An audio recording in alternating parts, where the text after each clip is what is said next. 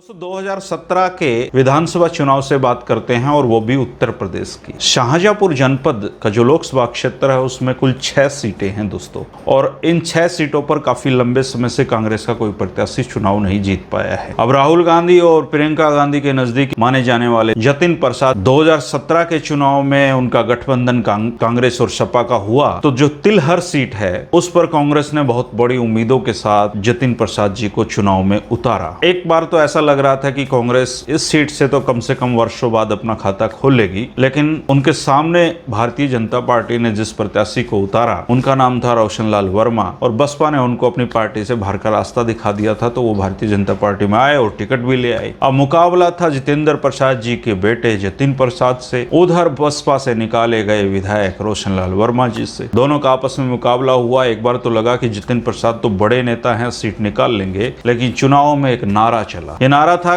काला जीतेगा या गोरा जीतेगा। जी हाँ दोस्तों, काले थे रोशनलाल वर्मा जी और गोरे थे जतिन प्रसाद। यहाँ संबंध रंग रूप से नहीं है, यह संबंध व्यक्ति की कार्य करने की शैली से है। जितेंद्र प्रसाद जी जब तक जिए शाहजहांपुर में उनकी जो कोठी है उस कोठी में लोगों का सीधी एंट्री थी, और लोग उनको प्यार से बड़े बाबा साहब के नाम से पुकारते थे, और वो लोगों की दुख और तकलीफ में को बांटते थे। आम आदमी की उन तक पहुंच थी। तब तक ये परिवार राजनीति में खूब तरक्की करता गया, और उनके निधन के बाद जैसे ही जतिन प्रसाद जी के हाथों में कमाना आई, उसके बाद ये आम आदमी और उस कोठी का जो गहराई है, जिसको दूरियां हैं, वो बढ़ती चली गई। अब चुनाव था, चुनाव में तो जतिन प्रसाद जी झोली फैलाकर वोट मांग रहे थे कि मुझे दो, मैं जितेंद्र प्रसाद जी का बेटा हूं, मैं आपकी दुख तकलीफें दूर करूंगा। लेकिन लोगों को ये पता था कि उनकी कोठी में अब आम आदमी की एंट्री नहीं हो सकती है, और रोशनलाल वर्मा ने इस नारे को खूब हवा दी कि क्या वो एक ऐसे आदमी को विधायक बनाएंगे जिनके घर पर आम आदमी की कोई पहुंच ही नहीं है,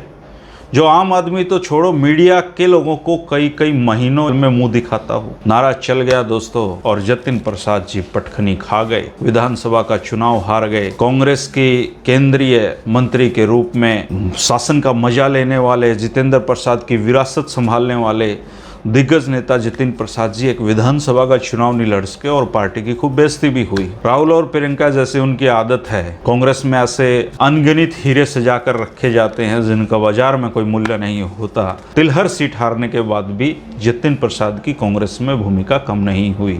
तो ये जो काले और गोरे वाली जो बात, अब जतिन प्रसाद को देखना है कि भारतीय जनता पार्टी में जाकर क्या वो खुद को काला साबित कर पाएंगे, क्योंकि गोरे की उनकी इमेज है, और भारतीय जनता पार्टी में जैसे कहा जाता है जो वर्किंग कल्चर है उसमें क्या वो फिट हो पाएंगे, ये आने वाले समय में देखने की बात। अब बात करते हैं दोस्तों उनकी कोठी की। जितेंद्र प्रसाद जी पीवी नरसिम्हा राव के, राजीव गांधी के राजनीतिक सलाहकार रहे, और शाहजहांपुर में उनकी जो कोठी है, भव्य एक महलनुमा घर है, उस पर 2 झंडे लगे रहते थे। एक झंडा कांग्रेस का झंडा है जिसको जितेंद्र प्रसाद जी ने संभाला, उसके बाद जतिन प्रसाद जी संभाल रहे थे, और उसी कोठी के दूसरे हिस्से में एक और झंडा लगा रहता था जिसका संबंध भारतीय जनता पार्टी से है।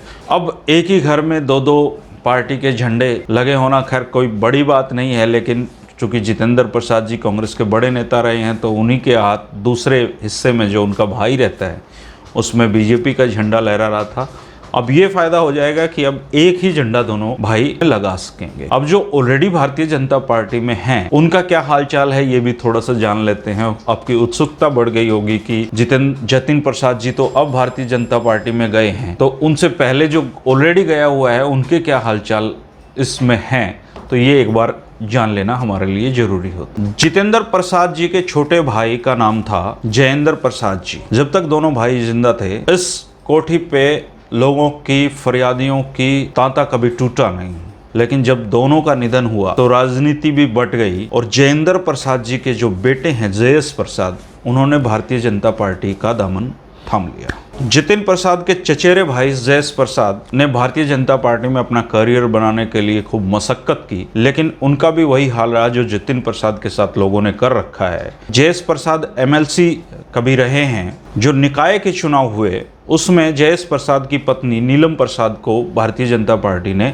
चुनाव में उतारा। उनके चुनाव का जिम्मा संभाला था कैबिनेट मंत्री सुरेश खन्ना ने। उन्होंने खूब प्रचार किया, लेकिन इसके बावजूद वो सपा के तनवीर से चुनाव हार गई। यानी कि जयेश प्रसाद जी की राजनीतिक पारी, राजनीतिक गाड़ी कुछ ज़्यादा भारतीय जनता पार्टी में चल नहीं पाई, लेकिन इसके बावजूद उनके घर पे अभी तक भारतीय जनता पार्टी का झंडा पूरी शान शौकत के साथ लहरा रहा था। इधर जतिन प्रसाद के घर पे कांग्रेस का झंडा लहरा रहा था, लेकिन अब एक झंडा ये हो जाएगा।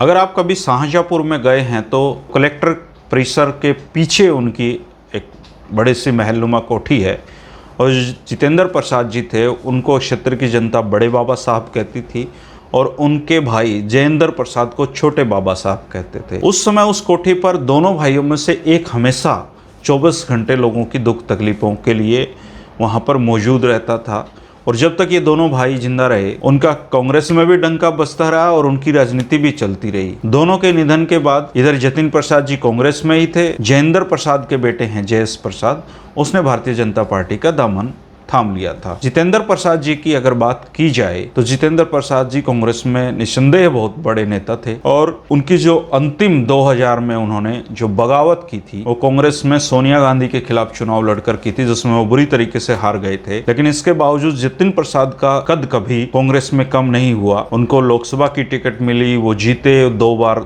यूपीए 1 और 2 में मंत्री रहे, और इसके बाद उनके बुरे दिन शुरू हो गए, क्योंकि जो आम लोगों से जो कनेक्टिविटी थी उनकी कट गई थी, वो गोरे बनकर रह गए थे। तो अब जब भारतीय जनता पार्टी में आए हैं तो हम उम्मीद करते हैं कि वो गोरे बनकर ना रहें, क्योंकि जो क्षेत्र की जनता होती है वो आईना होती है, और उस आईने में अगर खुद को देखें तो उनको बहुत मेहनत करने की ज़रूरत है। कांग्रेस में रहते हुए भी थी, अब भारतीय जनता पार्टी में रहते हुए भी रहेगी। भारतीय जनता पार्टी को उनकी ज़रूरत है, क्योंकि यूपी में कहते हैं कि ब्राह्मण भारतीय जनता पार्टी से नाराज हैं, और आने वाले लोकसभा चुनाव को देखते हुए नरेंद्र मोदी जी और अमित शाह जी ने सोचा होगा कि जितिन प्रसाद जी के आने से ब्राह्मण उनके पीछे आ जाएंगे, तो ये उनकी सोच रही होगी। लेकिन जितिन प्रसाद जी ब्राह्मणों को कांग्रेस में रहते कितना लुभा पाए, और अब भारतीय जनता पार्टी में रहते हुए भारतीय जनता पार्टी के लिए कितना लुभा पाएंगे, ये समय बताएगा। आप जरूर इस पर कमेंट करें। अगर कोई जानकारी आपके पास जतिन प्रसाद को लेकर है तो आप बताएं। शुक्रिया दोस्तों, मिलते रहेंगे और राजनीतिक वीडियो में।